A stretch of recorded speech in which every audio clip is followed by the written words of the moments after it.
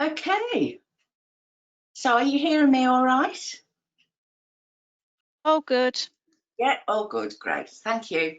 Okay, so welcome to today's broadcast. As you can see, it's beyond the screen. Now, I think it's quite important before we even start that the title of that, Beyond the Screen, it wasn't actually my idea, it was Sue's idea, but I really like it because when we are new to working online, then that screen is something that feels a bit like a barrier. And we need to start thinking beyond the actual barrier of the screen because it's your patient that you're working with that is important.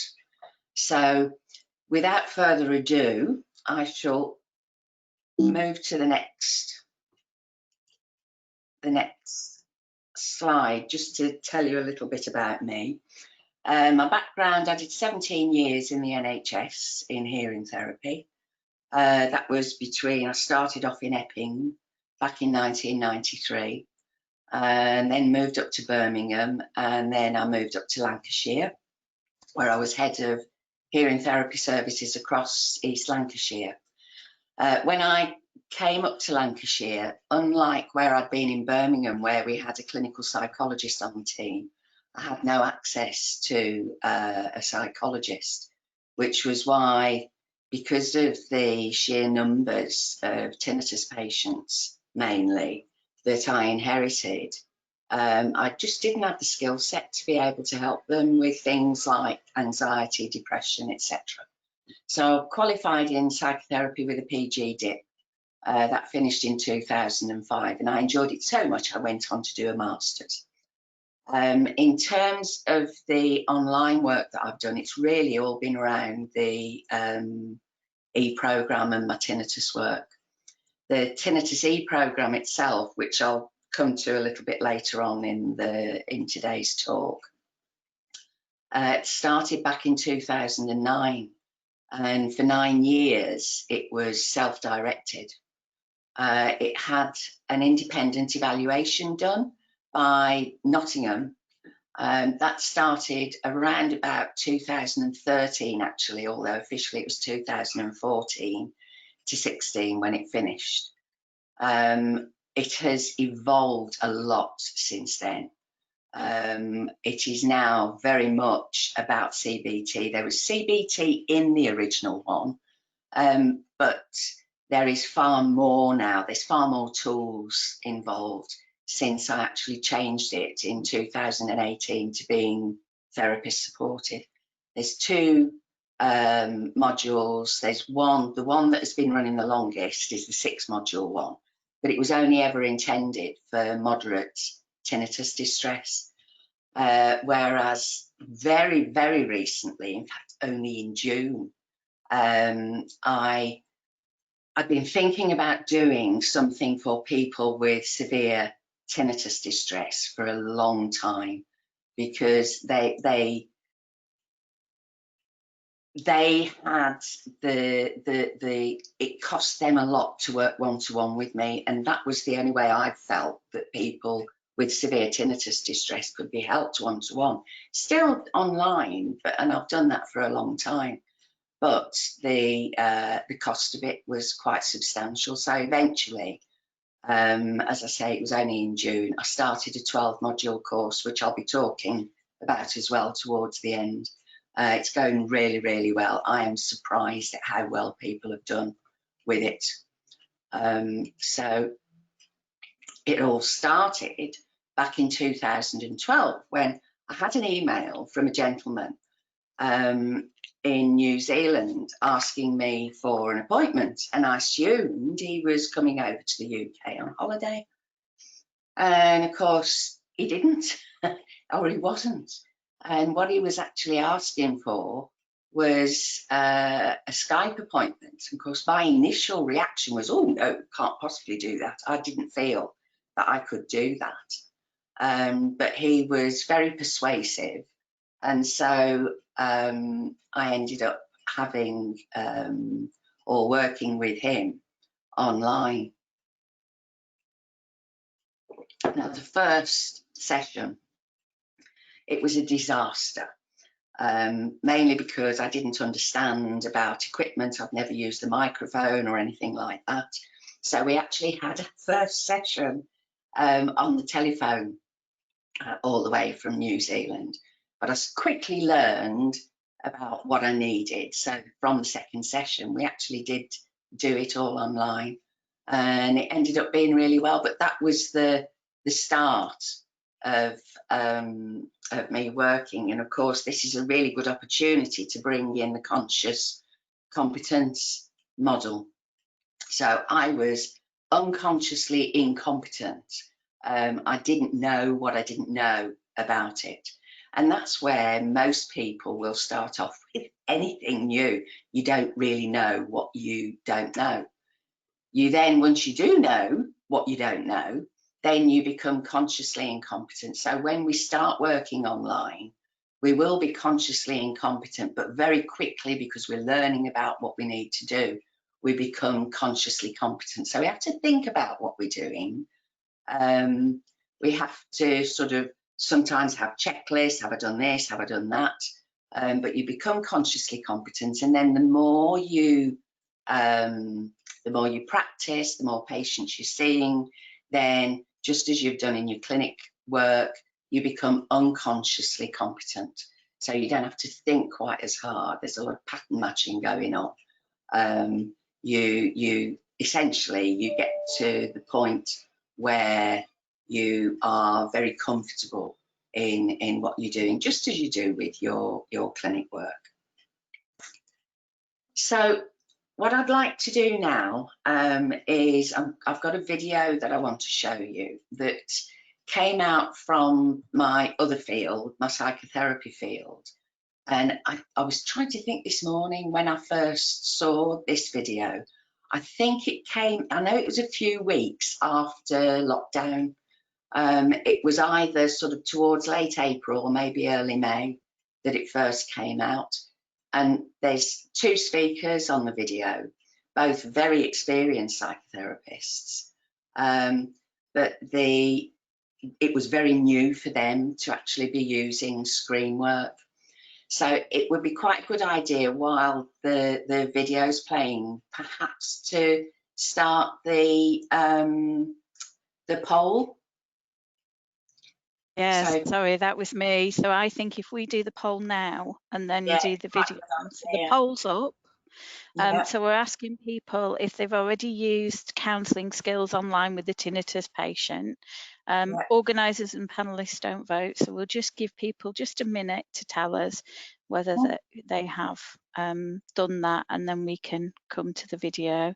So we'll get just a few responses to that.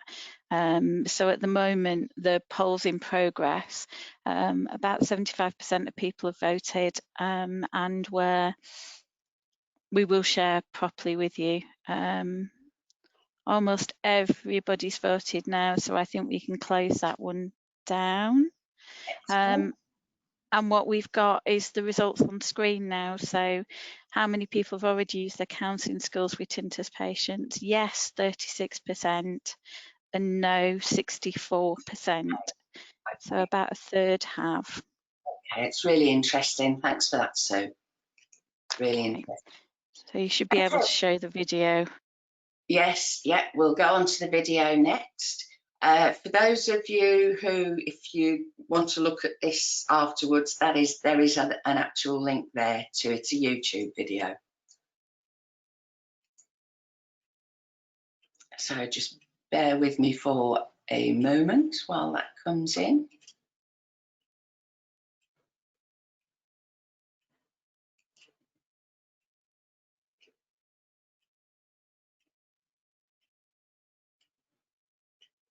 It's a whole new world being a psychotherapist during this age of social distancing and doing much of our work over the phone or Zoom or some other video application. And I've been doing supervision and talking to colleagues about this, as well as reflecting on my own experience. And one of the things that's two things come to mind that are, I think, useful to address. One is it can be really exhausting to spend the whole day staring at a computer and talking to people that way. What I've experienced and my colleagues' experience is that in many ways we feel as though we're being more observed more carefully to be observed through video than we would feel if we were face-to-face in the office. Face-to-face in the office is relaxed, we're sitting there, but we're on camera when we're with our clients through these virtual media, and it becomes much more tiring. It also raises the question of how do you develop therapeutic presence through this kind of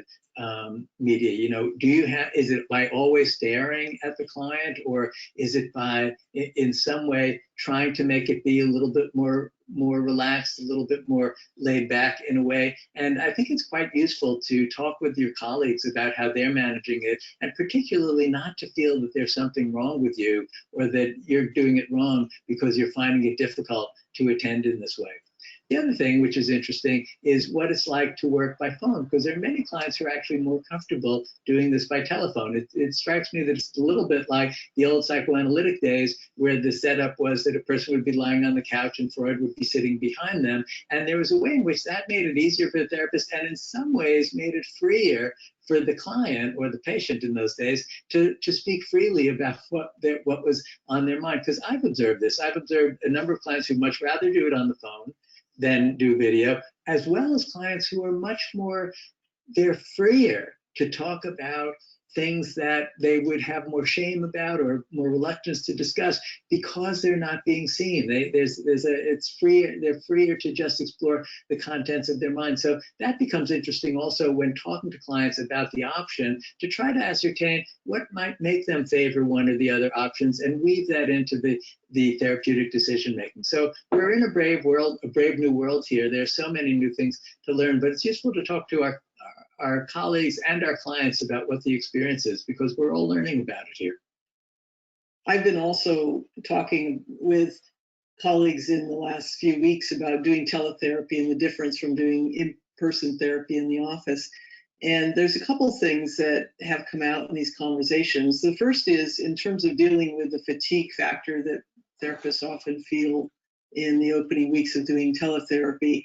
That does reduce over time, but some of the things that we can do to reduce it, one is when we're in our office, we're not constantly just staring at our client's face. We may be looking over their head, looking out a window. We might be glancing at something that we're working on a whiteboard or something like that.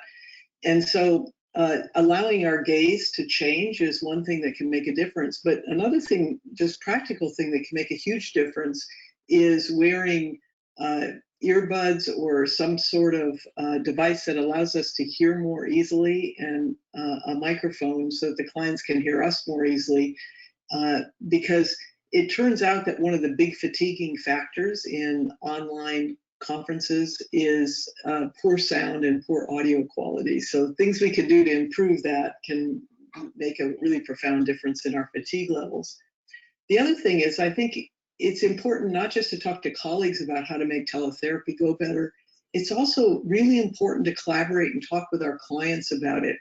And one of the big differences is we're kind of a bigger talking head than we typically would be in the office, where there might be 6 or so feet between us when we're doing in-person therapy. And so one of the things that I think is really important is to ask our clients, how would you like to, how close should we be to the screen? Would you feel better if I'm backed up further, or would you feel better if I'm up closer? And also to not constantly be doing eyeball to eyeball work. I've done a lot of thinking over the years and talking to my clients about the difference between eyeball to eyeball conversations and what I call shoulder to shoulder work, where we're working on a piece of paper together. And so one of the things that I find really helpful in telehealth as well as in in-person work is not always to be expecting to be looking at each other, because that's very unsettling for a lot of clients who have intimacy issues, clients who are quite anxious or feel shame or guilt. To have someone looking at them actually makes them feel quite under the spotlight. So it can be really helpful to break things up in session and say, let's both get out a piece of paper right now and let's make a list of some of the things we've been talking about, and actually avert your eyes from the screen and write things out, have the client write things out. Of course, in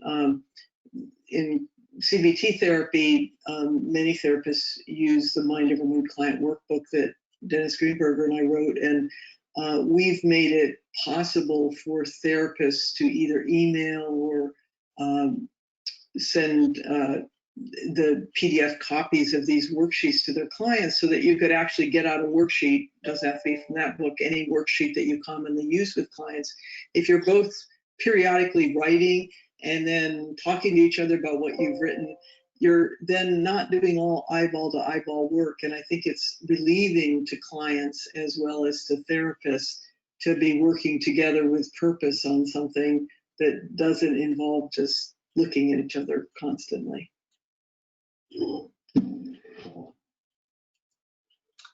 Okay, so I hope you found that interesting. I certainly did when it came out, because what I had heard from a lot of people was about how tiring they found working on screen. And I remember reflecting on this myself and thinking, but I don't feel tired. And of course, it's just because I'm used to it now. And that does go as both, I think, of those presenters actually mentioned. Certainly Christine Podesky mentioned it. So it's not surprising that you're tired, because you feel quite tense when something's new, and it doesn't feel the same as you've been used to. And as I say, going back to when that gentleman from New Zealand first contacted me, and I thought, oh no, I couldn't possibly do something like that. I went through exactly the same thing, but once you actually get into it, it's actually, it's fine, you just get used to doing it. And don't forget that your patients are likely to be feeling nervous about it as well, and it's part of your role to help them feel more comfortable about doing that. So you need to be able to, I'll talk about this a little bit later on, the simple things that you can do that just pass across to the patient, that everything's okay, etc. And there's no need, and they'll soon get into it themselves. That's certainly my experience of it. So for newbies, as I called us, because I was a newbie once as well, at video conferencing, reports of fatigue and tiredness. I thought it was so interesting that they brought up about sound and about hearing, about the sound level and quality, that's been identified by these counsellors, therapists, who aren't necessarily familiar with problems of hearing loss. So of course our patients, if they've got hearing loss as well as tinnitus, then that is a situation that needs to be catered for and you need to be aware of. Feeling more observed is another thing. Now, I don't actually remember feeling that myself, but it was a long time ago, so maybe I did, but certainly your patients are going to feel like that, very likely. And so the reaction to feeling observed, again, it's more tension, so that is going to induce fatigue. The unfamiliar, uncomfortable, unsettling sense of being on camera. Attending to your patient does feel different, and it can create this self-consciousness. But as I say, these are all things that pass. They're things that you'll need to go through, because I would think it's quite unusual to feel none of that, simply because you're using a new medium. So there is a really good basic course that is available via the Open University. Now, I didn't know about this until it was a fellow hearing therapist had been doing the course herself. So I went and had a look at it, and I'm doing the course. I haven't finished it yet, but it's really, really interesting. I'm about halfway through it at the moment, and it's been put although it is presented through the Open University, it's actually been done by the British Association for Counselling and Psychotherapy from BACP. And it's called How to Do Counselling Online, a Coronavirus Primer. And it is free.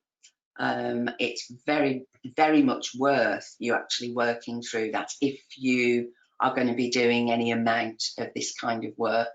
Now, I've brought to this presentation some of the content from that course, and so it's mainly around considerations and the evidence that BACP have gathered around working online.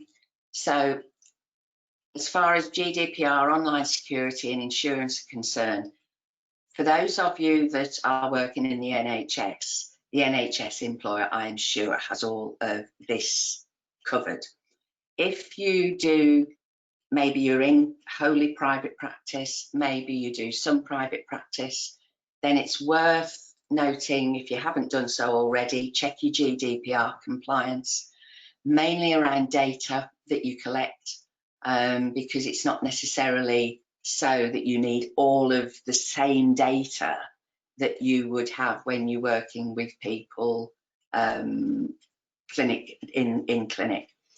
According to the BACP, the teleconferencing platform Zoom meets the necessary security and encryption standards. I looked on their website to see if they actually advocate Zoom, and I couldn't find it on their website, but in the course it's actually Zoom that they're talking about, and you even go through, if you don't already use Zoom, they walk you through actually setting Zoom up, which would be really helpful for somebody who's new to it. And also, if you haven't done so already, to check with your insurers that you are covered for online teleconferencing. There wasn't a problem with my insurers, so hopefully there wouldn't be with yours, but it's worth checking with them. So another thing that is talked about in the course, which of course is something that I think intrinsically you are going to think about anyway, is suitability.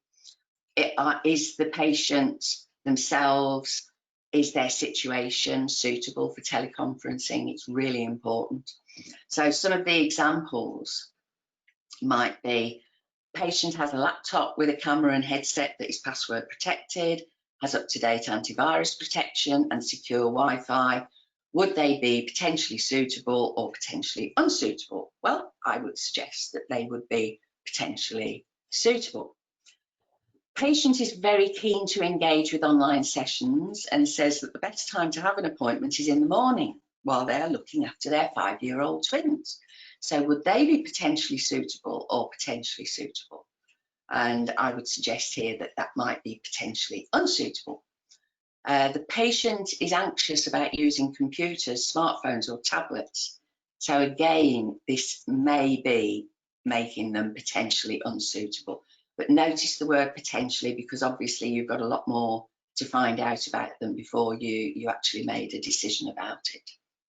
A couple of other examples, the patient has difficulty accessing space at home where they can talk without being overheard or interrupted. So that could make them potentially unsuitable. The patient has sufficiently good hearing to manage phone or video conferencing. So again, that would make them potentially suitable.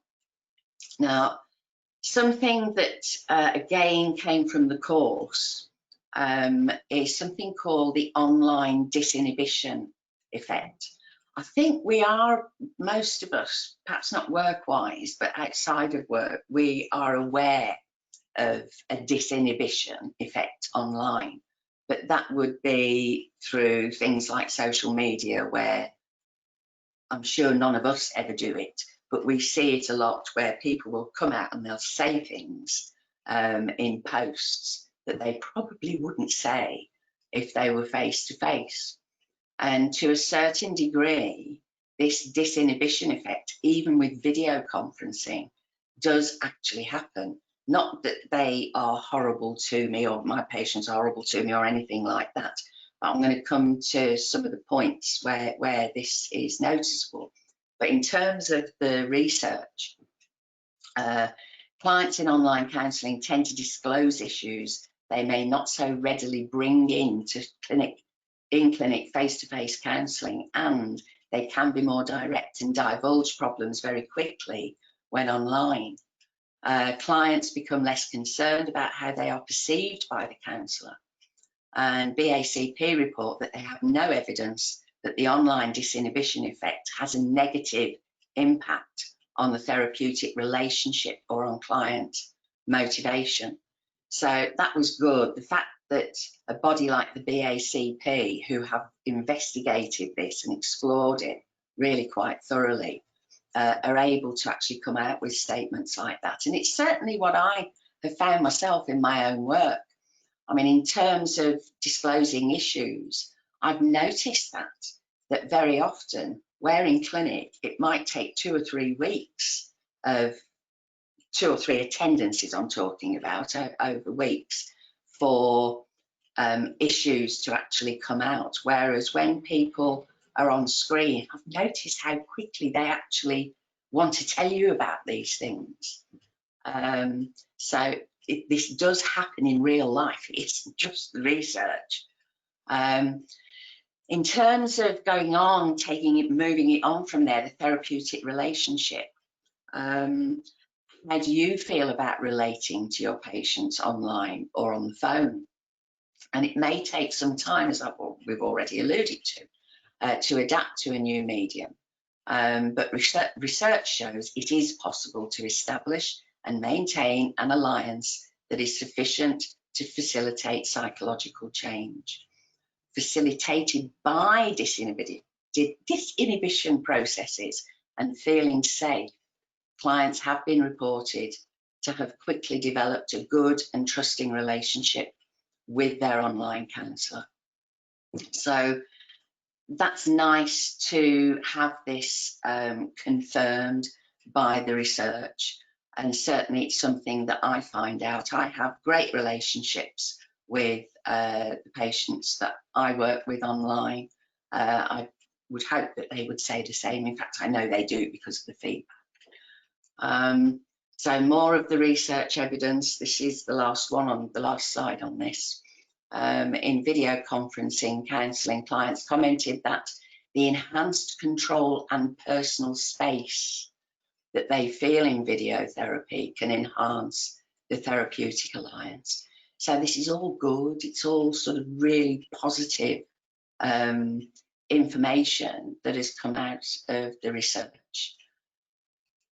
So I've put the references down of things that I have, the items that I've talked about in there that you can go to by all means if you'd like to afterwards. And now we're going to look at some of the practicalities. Some of the practicalities that are involved. So before an appointment, patient contact details, email address. Obviously, you're going to need an email address for sending them the link. Email is fairly robust, fairly dependable, but it can fail. In fact, I had one happen just last week. I sent the email link out. The appointment was at 3:30 on, it was last Thursday. Came to 3:30. I went online, no show for the patients. Now, I've been working with this lady over quite a period of time, about 2 to 3 months now. And so I knew that she wouldn't just turn up. And so I phoned her. I gave her time, obviously. It was about 3:45 that I phoned her. She said, "Oh, thank goodness you phoned me." She said, "I was so worried. My email is down." And I had noticed, I just hadn't linked her email being BT and my personal email being BT, because that had been down.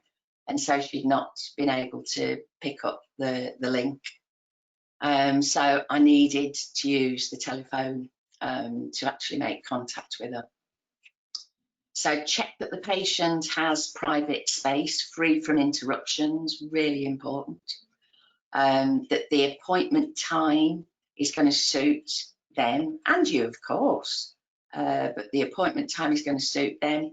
What I do is people have my one-to-ones that I'm working with, they have their own time slot. So I don't move them around. So one appointment on a Wednesday at 1 o'clock isn't going to be the following week on a Friday at 4 o'clock just to fit them into my diary. They have their own slots. I'm able to do that because of the way that I work. Always advise your patient about how long the appointment is likely to take so they can prepare. They know how long they're going to need to be on their own and that they've got the time to be able to do that and try and keep to that time. Patient must have or send them clear information about how to access the session and what to do if they have a problem connecting, so contingency planning, so that's phone numbers, etc. There's quite a few information sheets that are available through the BACP, but you have your own, you know what kind of information you need for the client, bearing in mind you might need to review it in terms of GDPR. But they're the usual kinds of things, but have a look on the BACP client information sheet to see if there's anything you can learn from that. So the next thing to come to is about your space. And so those of you that are doing teleconferencing at work, obviously you've got your workspace, so it's fine for working online. However, if you're working from home, there are things that you need to consider. So one of them might be to remove any clues about your personal life that could be visible in the background. So photographs of family and this kind of thing. Make sure, obviously, that it looks tidy around your area from what the patient is going to be able to see. Ensure that you have privacy and quiet for the appointment that you book. So if the family are going to be around, then make sure that you've got your own room and they're not going to come in and disturb you. This can happen on occasion with patients. I had one just yesterday, and this guy he was in a room on his own, but they've got 2 children, and of course I don't know how old they are, I didn't ask, but the little boy that came running in and wanted to know what was going on, he was probably, they're at schools, but I reckon he's no more than about 5 or 6. And so very inquisitive, and Mum had to come in and take him out screaming because he wanted to join it. It was such a shame. So for you, something that you might want to do is just put a little sign on the door, so other people know if you've not actually, maybe they're out and they're coming back in, put a sign on your door. Make sure that you're in good light and free from shadow so that your patient can see you well, and have everything that you're likely to need during the session close to hand. Now, it can feel very different from in-person clinics, so if it helps, this would only be when you're not used to it. Until you get more used to it, have a checklist to hand for your session plan, just so that things aren't going to throw you and you've got everything there and you don't have to get up and go and fetch something from another drawer or another room or anything like that.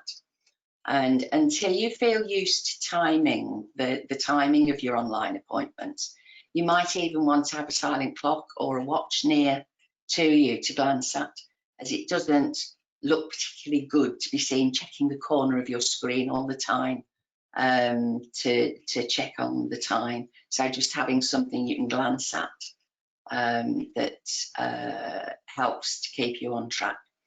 And always make sure you have practiced before connecting in case your connection doesn't work. So meeting with another to familiarise yourself with how everything works before you have your first online appointment with a patient, including if you're going to use screen sharing. Screen sharing, I know I've had a problem with that in the past. So it's something making sure that you know exactly what you need to do, how it works, so that it's not going to put too much of a halt on your work with your patient. Which brings us to equipment. Test your camera, microphone and audio to ensure that they're working. Experiment with the camera's position in relation to your own position. Make sure you are seen head on and not from above or below. This is particularly true with laptops, with iPads and with phones, although hopefully you wouldn't be using a phone because that will make your screen much smaller, the other end. A headset provides additional privacy should the patient's words be likely to be overheard by others. So that would be a time to use a headset. And then obviously check all your settings for the online appointment, including the security settings. So in session itself, smile. When you come on and you greet your patient, smile at the patient, because they are likely to be feeling nervous. Even if you're nervous, you still need to smile, because you're trying to put them at ease just as you would in the clinic. And take a couple of minutes initially just to have a two-way conversation with them. Use the connection itself to do that, asking them, you know, was that nice and easy to connect? Any problems? It helps make your patient feel at ease. It also helps you to find out if there's anything you might have missed or not considered in terms of them connecting, and check that you can see them well and that they can see you. There's quite a lot of tops of heads and chins that you see, and I'll just say to my patient, can you just pull your screen down a little bit because all I'm seeing is the top of your head, etc. So make sure that before you actually start having your interaction of that session, that everything's working, you can see them and they can see you. So just as in clinic, it's important that you come across as approachable and professional, and it's a good idea to have a summary around 5 minutes prior to the end of the session, so that it doesn't come to an abrupt halt. Now, you probably, without thinking of it as experienced professionals, you are able to do that in clinic. But remember, if this is new to you, your prefrontal cortex won't be working in exactly the same way as it does when you're in clinic, because when you're not entirely comfortable with the situation yourself until you do get more comfortable. So it's a good idea to have that summary just leading up, and then your patient will know that the session is coming to an end as well. So you've got twofold. They know that the session's coming towards an end, and also you're able to give them a summary of what you've talked about, because invariably these whatever you talk about in the last few minutes is what stays with the patient afterwards. So this is why a summary is really good, just in the last few minutes of the session. So just coming briefly to about the e-programme. As I mentioned earlier on, the e-programme has been going for a long time. I launched it originally back in 2009. And then, as I also mentioned, I think Nottingham NHBRC did an independent evaluation of that original e-programme. And unfortunately, the paper the final paper wasn't published until last year. So although it was published on the 13th of September 2019, everything in it was as things were back in 2015, 2016. So, but it's still an interesting paper to read. Obviously, I used some pointers that they had found, because I was privy to what was in the paper prior to it being published. Some of the things I'd already thought of, some of them I hadn't, and I've employed them since I took the main e-programme away from being self-directed and made it therapist supported. And I made it therapist supported, because self-directed and free, as it had always been for the 9 years, therapist supported and self-directed, completely different. And also with, or since 2018, I've built in far more CBT tools than there ever was. It was very CBT oriented, but I've put far more into both the 6-module course and the brand new 12-module course that I will come to in a moment. In terms of therapist supported versus self-directed, therapist supported, very low attrition, high level of interaction, high level of adherence, almost 100% completion, and I get the outcomes, the TF, I use the TFI and the THI, so I get outcomes, whereas with the self-directed, the attrition rate was like ridiculous. Poor to non-existent interaction, low adherence, rare for people to actually complete it, and I have no outcomes. People just did, I had one person do outcomes, so I've never been able to, I've got no evidence to show that the self-directed works. Now, maybe people have used it, maybe they just don't click on completed when they've been through a page, but they are asked to. I don't think they do. I think they just drop out. It's this very high attrition, because we're not talking about even 60% attrition. It was 93% attrition after module 2. Whereas therapist supported, completely different. You'd think it was a different course altogether. Now I've got some raw data to show you from that. And so the raw data, this is from the back office, if you like, of CourseCraft, which is where the therapist, where the e-program is hosted. So you can see there's far more green on the therapist supported than there is on the self-directed. What that green shows is where people have completed sections of the course, and there's also the percentages there down on the left-hand side of each one. So I've got 3 lots of that, very similar, obviously. The self-directed one on there, people only have access to it for 6 months. Therapist supported, they've got permanent access to it. But with the self-directed, I decided to take them off after 6 months. I can always reinstate it if people ask, but they don't need it really afterwards.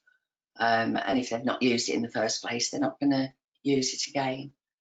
And then the 12-module course, because it's always been a 6-module course. 6-module course was only ever intended for people with moderate tinnitus distress. I wanted to do this similar thing for people with severe tinnitus distress, and as I say, it only started in June. I've only had 2 people so far I've got quite a few on it already. There's probably about 10 that are on it at the moment. So I've only had 2 who have got as far as module 6 yet. And in module 6, there are midterm measures where we can actually see what improvements they've made. So this is the first of the patients. You can see, don't be thrown by the 78% THI there, because the TFI is probably the more important of those 2. For the simple reason that with the THI, you've just got yes sometimes and no. The TFI is much, much better in terms of, because it's 0 to 10, it's far more sensitive to change. So this particular lady, her TFI was 45.6% when she started in June. She's come to do a midterm measures down to 25.2. And I used the BAI for an anxiety inventory. That was down from 21, which is moderate to severe anxiety. That was down to 9, and 0 to 9 reflects a normal level of anxiety. And this is the other reason why I like using the TFI, is because it can guide you as to what still needs to be done. because it's broken down into the 8 subscales, and you can, just by looking at that comparison, you can see where patient A has actually has moved forwards significantly, and where there's still work to do. And of course, what's built into that, the second part of the 12 module course, and more CBT tools, etc. And they are intended to actually deal with those things. Invariably, it tends to be the top 2, intrusiveness and sense of control, that are later developing. They come later. They're not usually things that happen initially. But you can see from the highest score there, the emotional score, 24 out of 30, that was down to 10 midterm. Quality of life, 16 out of 40, 16 out of 40, that one's out of 40, was down to 8. And the relaxation or inability to relax had been 18 out of 30, down to 7. And then patient B, he started in June. He did his midterm outcomes just a week or so ago, on the 5th of August. Now, he was a category 5. He has come down from 84 with his THI, he's come down to 30. And his TFI, 78.4, down to 34. And the BAI, this guy is actually he's had problems with anxiety and depression without tinnitus, because his tinnitus is more recent than that. But he's had problems with anxiety and depression for a long time. So it's impacted him significantly with that. And those are his subscales. So again, you can see, although they have come down, intrusiveness, sense of control have come down, there's still a way to go with that. But his concentration, his ability to concentrate, that's come down 24 down to 8. His sleep, which was appalling when he first started, that has come down from maximum score 30 to 8. Relaxation is doing well, 28 out of 30 down to 15. Quality of life, 31 out of 40, it's down to 6. And his emotional score has halved as well. So that is all from me now.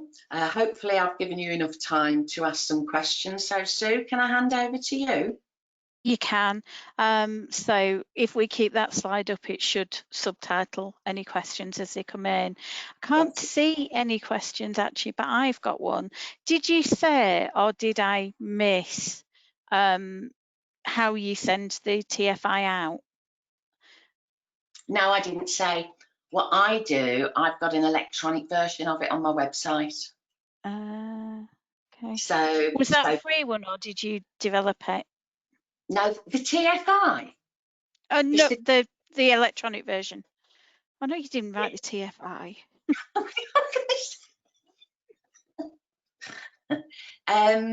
No, I did it. I've used it exactly as it is. You know, I mean, I haven't changed any words, which you can't do, not when it's a validated questionnaire. But they actually complete it online. So okay. That's how I get that through. And then what I do, because obviously I get quite a lot of them through, and my arithmetic isn't very good. So I've just put together an Excel spreadsheet. So that works out for me what all the subscales are. So I have a question from Sweden for you.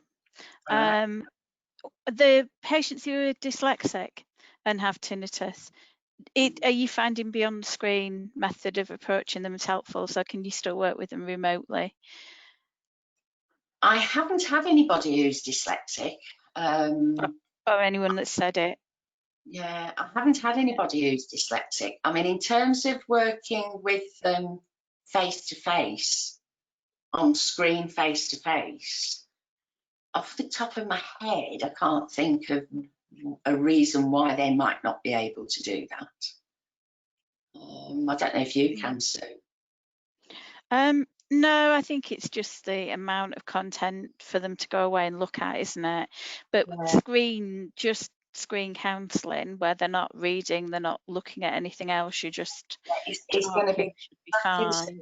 not in clinic. Yeah. So we've got a couple of questions that are coming in. We use Accurate RX or MS Teams for video appointments. We've been told we can't use Teams due to security concerns. I have a patient who says he cannot use Teams. Can you think of any issues with Teams or what the difference is for the patient between Zoom and Teams? You've not tried Teams. Teams. I haven't used Teams. What has happened are some of the patients that I've worked with do use Teams at work, and they've talked to me about it. Now, what they have said, now this is just anecdotal, purely anecdotal, but what they have said, I haven't had anybody who said they prefer Teams to Zoom, but I have had people who have said, oh, this is a lot easier than Teams. But that is just anecdotal, and it's just based on a few people. So I don't know. I haven't used Teams. And then someone's just saying she wonders how NLP impacts the screen position.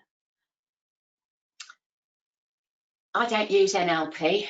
I've stopped using hypnotherapy, which is, I came out of my clinic in June 2019 because I am a qualified hypnotherapist, and occasionally I would use hypnotherapy, but I won't use it on screen now. That's my personal choice, because I would concern myself too much if they had an abreaction on screen. I'm just not close enough.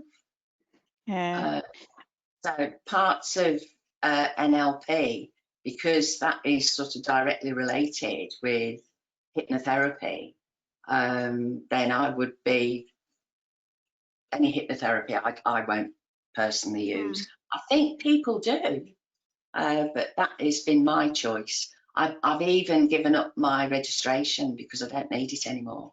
No, because you're really not using it. Yeah, I'm not using it, so I'm no longer registered. And just a real practical question, how long would you spend with a person in a session? It depends what I'm doing with them. Usually when I am doing it, it's not really changed from when I was in clinic. She always overran folks in a clinic. A first session, I aim to have it finished between 60 and 90 minutes. It is far more often nearer the 90 minutes. When it is sort of after your first session, then most commonly they're an hour. But because I'm and I know I'm lucky to be able to do this because it's all my own time. I'm not in an NHS clinic having my appointments booked for me and told I can only spend this time or that time. I understand that. But when it is your choice, as it is with me, then I allow 90 minutes for a 1 hour session. Because I can do that, I won't book people one after the other. But that's the beauty of the choice that I made of actually working in the way that I do, as opposed to being in clinic where it's sort of one person after the other, because you're not giving of your best at the end of a day like that. But we won't go there. Amanda Hilton says she's always running behind as well, so it makes her feel better.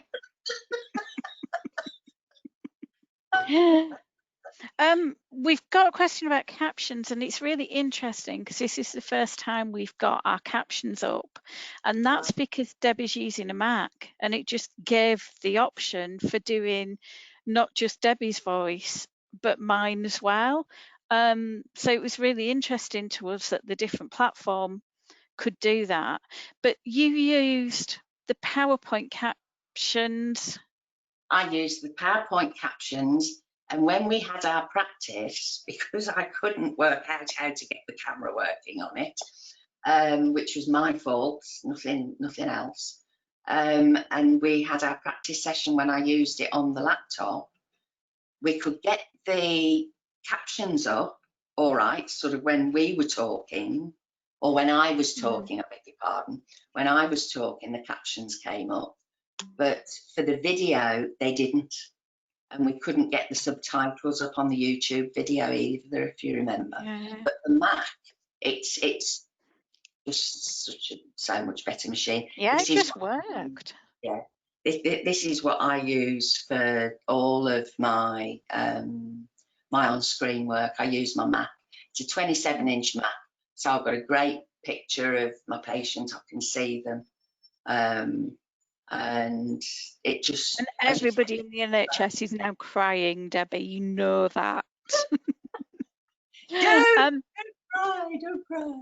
I really liked some of the comments you were making around the attention of the professional in the process, but I also picked up the comment you made about control and personal space, and that the patient having that real sense of control and personal space. Absolutely, absolutely. Something that I picked up from the course was, you know, that Open University course by the BACP, is that because of that sense of control, that additional sense of control that the patient has that they don't have when they're in your clinic room. If they wanted to, they could just click the mouse and end the session. Now, fortunately, I haven't had anybody do that to me. They might have wanted to sometimes, maybe, but it empowers them more. Once they're familiar with what they're doing, I mean, obviously they're going to have the same concerns that we all have when we do something new. But yes, the people that I work with, my patients that I see regularly, even the e-program ones, because I mean, the e-program comes with 2 appointments. That's really what they're paying for. I mean, the e-program, it's 175 quid, and that pays for 2 appointments. And all the backup that they get, because there's email contact, there's logs, there's progress checks, so there's a lot of interaction in the e-program. But yes, in the already when I come to see them for a second time, it's different to even the first time I've seen them, just because they've done it once. But another thing, I think that's it. Is after lockdown, there are so many people, I'm getting emails from people now when I tell them how to use Zoom, and they're saying, oh, I'm very familiar with Zoom, because they've been using it with their family, with their friends. So they're a lot more familiar with it now than they ever were. Yeah. Okay, just very quickly, we are out of time, but I just need to do a couple of BAA reminders. So the first one is the awards, and just reminding people that you can nominate for the awards, but also abstracts for posters or webinars yourself. But what we've got on scheduled next is the 26th of August. Where we are using Declan, and I've forgotten his surname, and everybody's going to shout at me. So we've got Declan coming on to talk about the research he's done on using the tinnitus decision aid with patients that was developed in conjunction with BTA and Helen Price. And then we have a panel discussion, and that panel discussion is with the some of the people that were involved in the NICE guidance. So we have heard a number of comments about getting psychology involved, and audiologists shouldn't be delivering counselling skills and tinnitus work. So we wanted to get a panel together. We have our own Claire Benton. We have Veronica Kennedy, and we have Declan staying on that panel. And of course, we've invited David from BTA, so David Stockdale joining that panel as well. So that should be a great session, with some interaction between the panel on the NICE guidance and best practice that's been put out there. So, we've got one quick question before we sign off. People are obviously going to need to go and see patients in a second, but Joanne's just asking if you have any PowerPoints to show new patients. Yourself, Debs? No, not at the moment. Not at the moment. Okay. Not PowerPoints. And they are shouting at me and saying it's Declan Murphy. Murphy girl, Murphy. Mind All you, right. I'm saying no, not at the moment. I think after this experience of using PowerPoint with a Mac, I might have. Yeah, it's definitely worked really well for us, and certainly for Joanne saying it's worked really well for her. So that's Brilliant. fabulous. Right, thank you everybody for attending. Thank you very much, Debbie, for agreeing to present. I know I sprung this at you almost as a friend favour, but I hope people have enjoyed that. You're getting lots of thank yous in the question box. It's been an absolute pleasure, and thank you very much for inviting me. All right, so we will turn off the recording and we'll say goodbye to you all. Goodbye. Goodbye.